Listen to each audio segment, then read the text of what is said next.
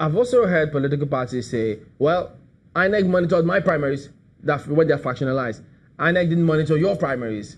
So does INEC monitoring a primary legalize those primaries? Now, it forms part of what you present by way of your argument. Because if INEC monitor the primaries of one of the faction, it tends to give it more credibility than the other. But that is something that that faction will have to do or present before the court, because it becomes an internal party problem.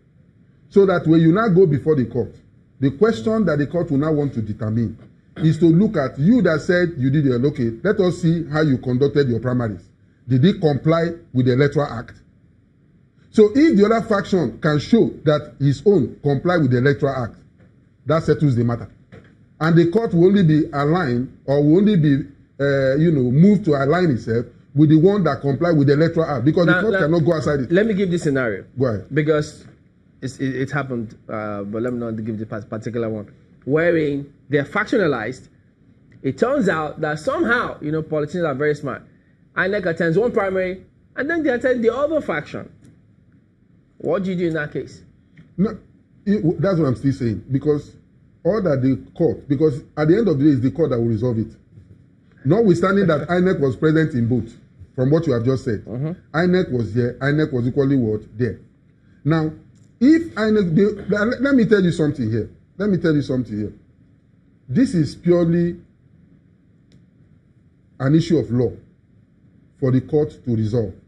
Because all that the court will now have to look at is to look at both primaries and to see whether they both complied with the provision of the law. And for sure, you can be sure that one of the primaries will not have complied.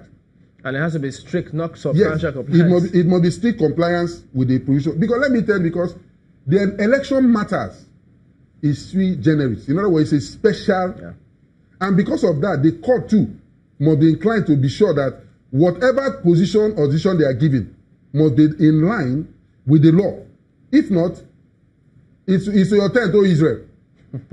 We'll take a look at some other scenarios, maybe one or two, when we come back in a moment. Join us again.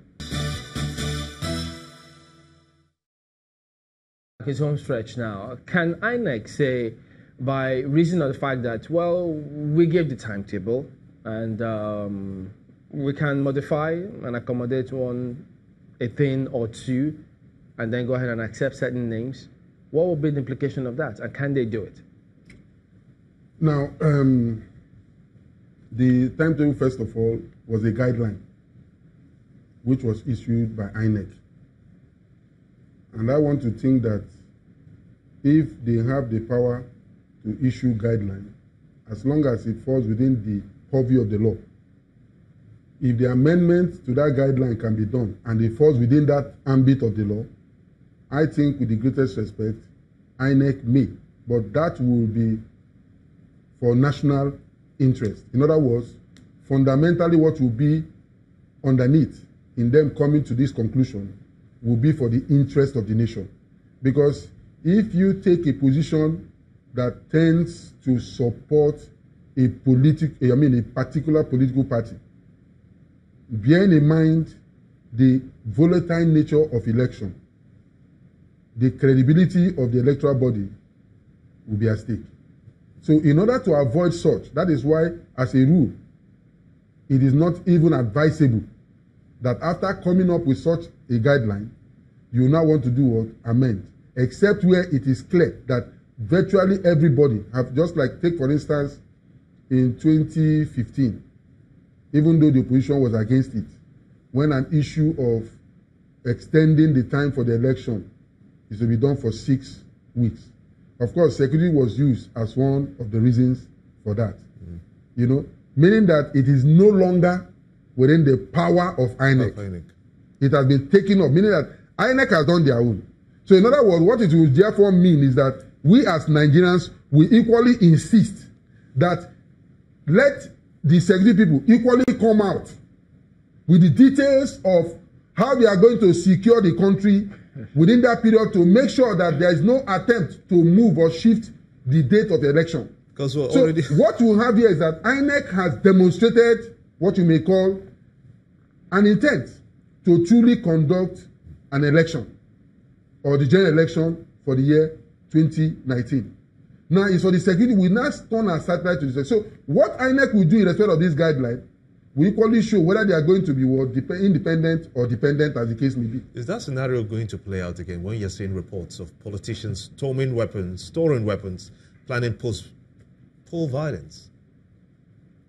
Well, that is why I said INEC is not a security agency. They've done their own part by coming up with what they are. And, of course, we are seeing what they are doing. It is now left for the security, the executive, or better still, the security agencies to do their own part too in securing the nation. I mean, I don't know why anytime we want to go for a general election, it's like the nation is going for war. It shouldn't be so. In other climes, election is more like a carnival. People will even go, like in Ghana or thereabout. I think they were even on election day. Some were even they were working and they were voting. So you don't see any this, but I don't know why our own client will say it's different. 180 million, don't forget. So, and they're boisterous people, so they're passionate about several things. I agree. But you know, do you see what happens if the party or a political party that INEC didn't? What at the time? Oh, okay. We'll have to go. Mr. Matthias Emery, a legal practitioner. Thank you for coming on this morning. My pleasure. All right, so there you go. That's the show today and for the week. We thank you all for watching. See you next time. I'm Chamberlain Uso. And I'm Gimba Omar. Bye for now. The views and opinions expressed by guests on this program are those of the maker and do not necessarily reflect the views, opinions, and endorsement of Channels Television.